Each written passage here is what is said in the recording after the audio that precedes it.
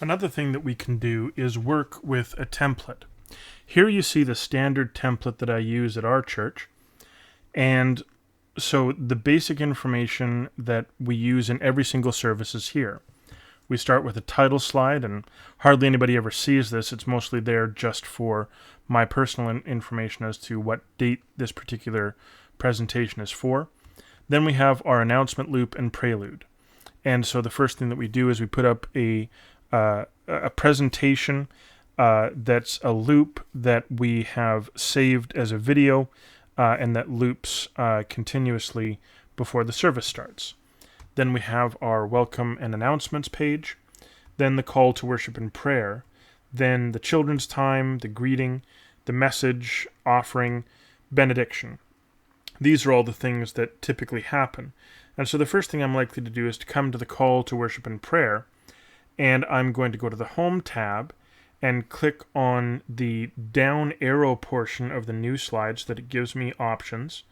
And instead of picking any of these, I'm going to go to reuse slides.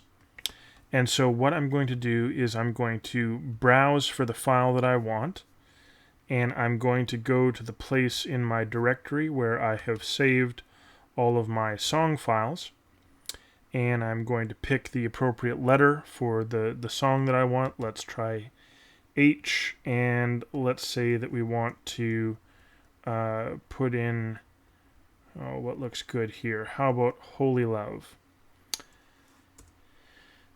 And so now it gives me all of these slides for this particular song, and I'm going to right-click and select from the context-sensitive menu, Insert All Slides. And so there are all of the slides for that particular song inserted in order.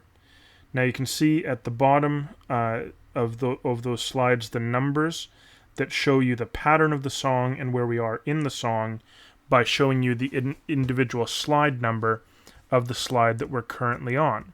So I see if I'm here on slide 13 and I want to go back to the beginning of the previous chorus, I know that I need to go back to, so I take 13, subtract 2, and what I can do if I'm in the middle of the presentation is type 11, enter, and you see how that jumps me back to, but let's say that that's not actually the one that I want to go to. What I really want to go to is the chorus before that. So I type 7, enter, and there I am immediately on slide 7. So this way you can jump anywhere that you want to in that series of slides just by knowing what number it is that you're moving to. So that's a very handy thing. But I'm not done. I want to insert another song. So let's come here to the end of the song that I was on. I'm going to go to Browse File. And I'm going to go up one. And let's see what we've got under L.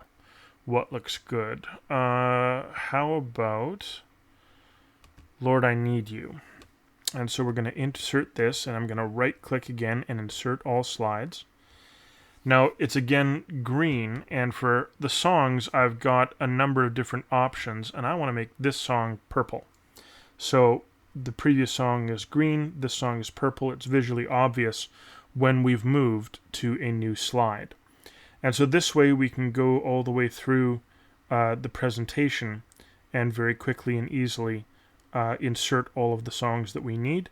And then when we get to the end of inserting all those slides, then we're going to come here and we're going to copy the title of the slide and paste that into the previous slide. So we know that after offering comes benediction. And then we again copy and move up one and paste. And we know that after the message comes the offering. And then we go up to greeting, and we know that after greeting comes the message. So we start at the bottom and work backward, going slide by slide, making sure that all the way up we've got an unbroken continuity of what's happening. And then we get to children's time, and here we've got the end of our song, so we can paste here, but then the song, it's got the upcoming piece of music, so we can go right back to the beginning of that song and take the title off of here and insert that at the end of this song. So now we know that upcoming is Lord I Come, which is in the key of G.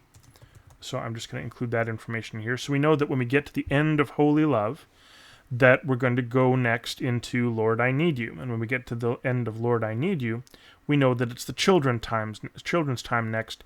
And ordinarily what I would do is I would put in the name of the person responsible like that, and then copy that whole thing up here so that we know that next is the children's time, and this is the person who's responsible for the children's time. So as we're going through this, we've got the presentation that the congregation sees, and at the same time we've got all of the words and music for the song for the people on stage, and at the end of every slide we have what is upcoming, and that's very important.